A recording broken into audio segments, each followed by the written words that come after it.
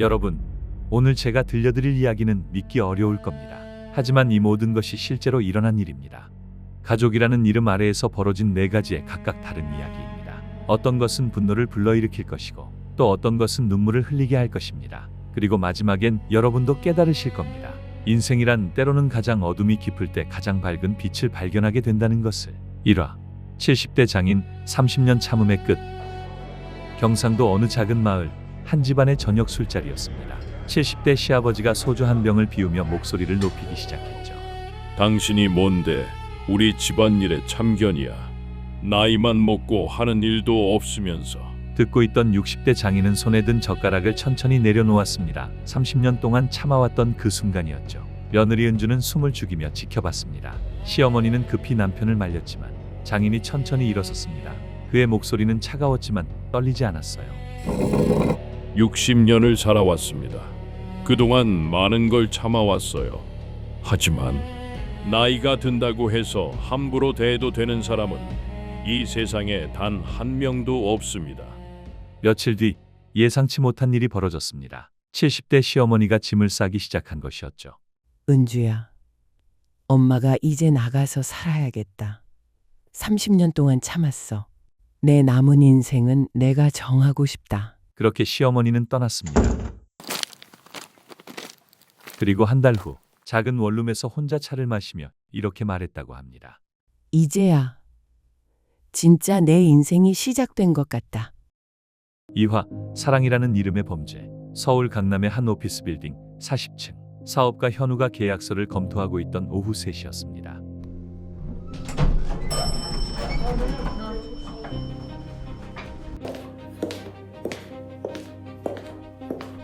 갑자기 문이 열렸습니다.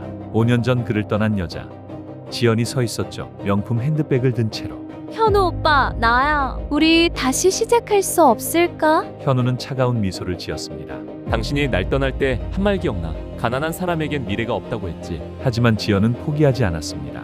그녀에게는 계획이 있었거든요.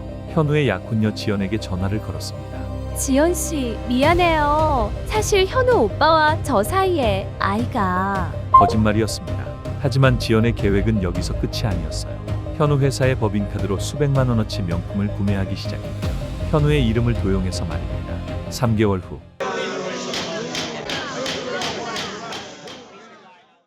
결국 모든 진실이 밝혀졌습니다. 법정에서 판사의 목소리가 울려 퍼졌죠. 피고인은 허위사실 유포, 명예훼손, 횡령 등의 혐의로 징역 1년에 집행유예 2년을 선고합니다. 지연이 무너져 내렸습니다. 하지만 법정 밖에서는 다른 광경이 펼쳐졌어요. 현우가 약혼녀 지연의 손을 꼭 잡고 속삭였습니다. 고마워. 당신이 날 믿어줘서. 이제 우리가 증명할 차례야. 진짜 사랑이 뭔지. 3화 한순간에 바뀐 인생 기적은 어떻게 만들어지는가. 6월의 어느 비오는 저녁이었습니다. 30대 민수가 아내에게 줄 생일 선물을 사러 오토바이를 타고 집을 나섰죠. 하지만 젖은 도로는 너무 미끄러웠습니다.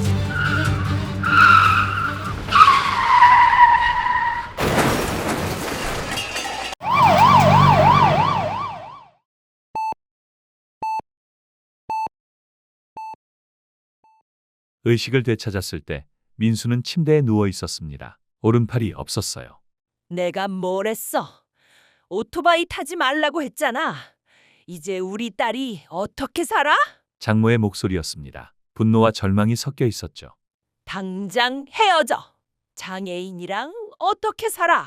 그 순간 아내 수진의 목소리가 들렸습니다. 엄마 그만해요. 당신이 있어야 내가 살아요. 포기하지 마요. 2년이 흘렀습니다. 재활센터에서 땀을 흘리며 연습하는 민수의 모습. 한 손으로 마사지하는 법을 익혔습니다. 스포츠 재활학을 공부했어요. 그리고 TV 토크쇼 무대에 섰습니다. 제게 팔은 하나 줄었지만 삶은 더 단단해졌습니다. 지금 제 수입은 사고 전보다 3배 늘었어요. 그리고 무엇보다 저는 누구보다 행복합니다. 4화 싱글맘에 숨겨진 힘. 40대 서연의 하루는 새벽 5시에 시작됩니다. 10평 원룸에서 아들의 도시락을 싸며. 우리 아들, 엄마가 오늘 늦을 수도 있어. 알바를 하나 더 해야 해서. 엄마 괜찮아. 나도 이제 컸어. 10살밖에 안 된 아이였지만 목소리에는 이상하게도 어른 같은 단단함이 묻어 있었습니다. 너무 빨리 철이 들어버린 것이죠. 며칠 뒤 학부모 모임. 아이들 웃음소리 뒤로 어른들의 수근거림이 들려왔습니다. 제 엄마 혼자라잖아. 남편도 없다던데. 아이가 불쌍하지. 정상적인 가정이 아니잖아. 그 말들이 서연의 가슴에 비수처럼 꽂혔습니다. 하지만 그녀는 고개를 숙이지 않았습니다. 정상이 뭘까? 사랑이 있으면 정상 아닐까? 10년이 흘렀습니다. 대학교 졸업식장. 학사모를 쓴 아들이 서연에게 다가왔습니다. 엄마, 고마워요. 엄마 덕분에 여기까지 왔어요. 그리고 엄마는 세상에서 가장 강한 사람이에요. 너를 키우면서 나도 함께 자랐어. 가장 행복한 20년이었다. 4개의 이야기가 끝났습니다. 70대의 새 인생을 시작한 시어머니, 진짜 사랑을 지켜낸 현우 부부, 절망을 희망으로 바꾼 민수 가족, 그리고 혼자서도 아름답게 살아낸 서연 모자. 이들의 공통점이 무엇일까요? 바로 포기하지 않았다는 것입니다. 가족이라는 이름으로 상처받기도 하고 가족이라는 힘으로 일어서기도 합니다. 하지만 진정 중요한 건 어떤 상황에서도 자신을 포기하지 않는 마음이었습니다. 여러분의 가족 이야기는 어떤가요? 혹시 지금 힘든 시간을 보내고 계신다면 기억하세요. 가장 어두운 밤이 지나면 가장 아름다운 새벽이 온다는 것을. 오늘의 이야기 어떠셨나요? 이 모든 일이 실제로 일어난 일이라는 게 때로는 현실이 소설보다 더 감동적이라는 걸 보여주는 것 같습니다. 댓글로 여러분의 생각을 들려주세요. 그리고 주변에 힘든 시간을 보내는 분이 계시다면 이 이야기를 나눠보시는 건 어떨까요? 다음 시간에는 더욱 놀라운 실화로 찾아뵙겠습니다. 구독과 좋아요 잊지 마시고 여러분 모두 행복하세요.